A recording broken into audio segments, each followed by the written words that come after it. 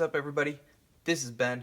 I'm here with a Roland MC-101 quick tip, and today's quick tip is how to fake a pitch bend wheel and why you might want to do that. Let's get into it.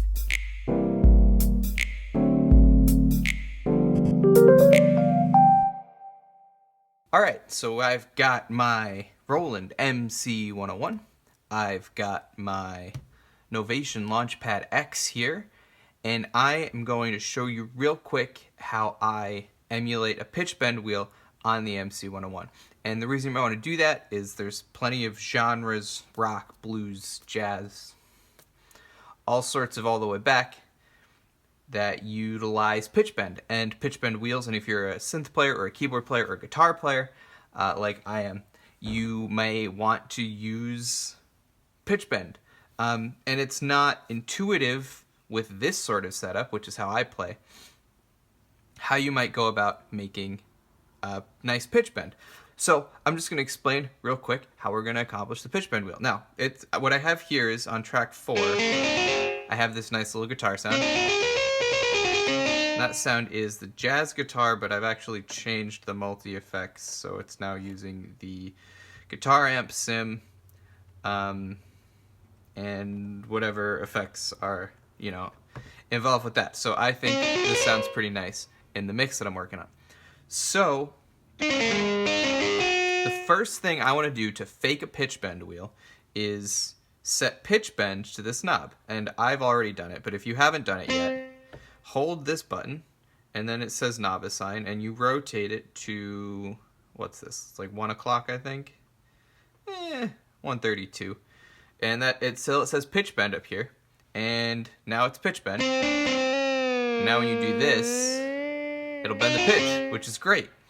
But if you know from being a keyboardist or synthesist or guitarist, most pitch bend wheels have a spring in them so that you come back to the right note. So you don't, like, if you notice, if you watch this pitch bend setting here, that it's kind of hard to land on 0. And while you're playing and jamming, you don't want to have to land on 0. That's silly. That's why there's a spring in it most of the time. And if you play guitar, the string just goes back to the middle, and then you're back in pitch, and it's super convenient.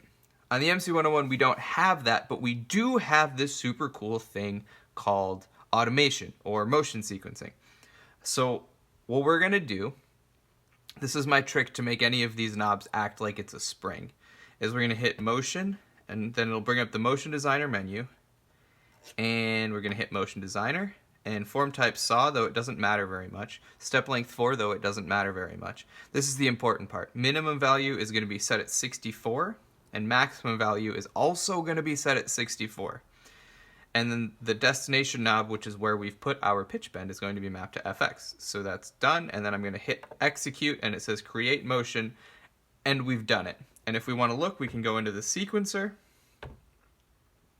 We can tap a pad to bring up the note menu, and then we hit hold shift and turn one of these knobs, and we see this is the FX parameter, which is our pitch bend, and on every step it is indeed set at 64, which is the middle between 0 and 127, I think.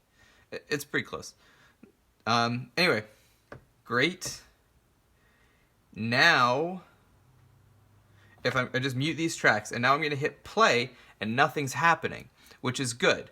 So now when I play notes, though,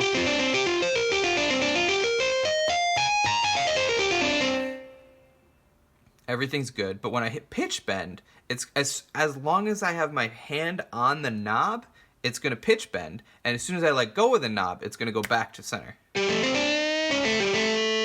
that?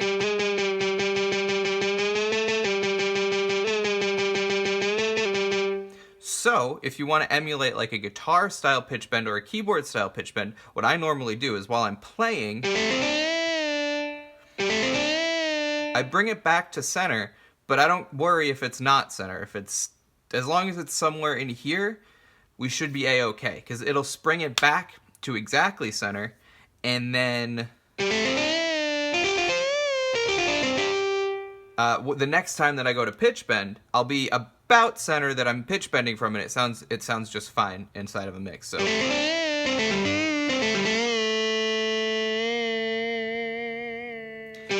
pretty nice. If you want, you can set this mod wheel to like vibrato depth. So first what I'm going to do is set the vibrato rate to something higher, and then I'm going to set this to vibrato depth. Now I'm going to set the vibrato rate a little bit lower. What I should have done was turn the depth up so I heard what the rate was, like this. Now, so turn the depth up, set this to rate. Pick a rate that suits me, and now I go to depth. And turning this past noon will activate the vibrato effect. And now you have a mod wheel and a pitch bend wheel right next to each other.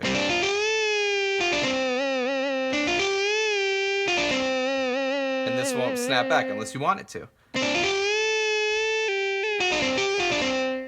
So there is a little bit that you want to be careful of again. Like you want to make sure you bring it back close to 0 and give it one step to get to snap back to 0. Because it snaps back to 0 on every step. So you have to let go of it, give it a step, and then it comes back to 0. But when you're playing, it really feels kind of nice.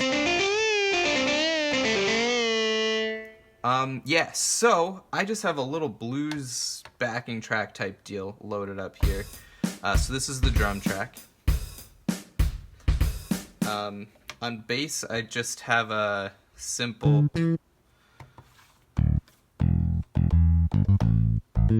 something like that. I'm trying to remember what I did. There, you know, a little bluesy bass. And then on the keys, I just have a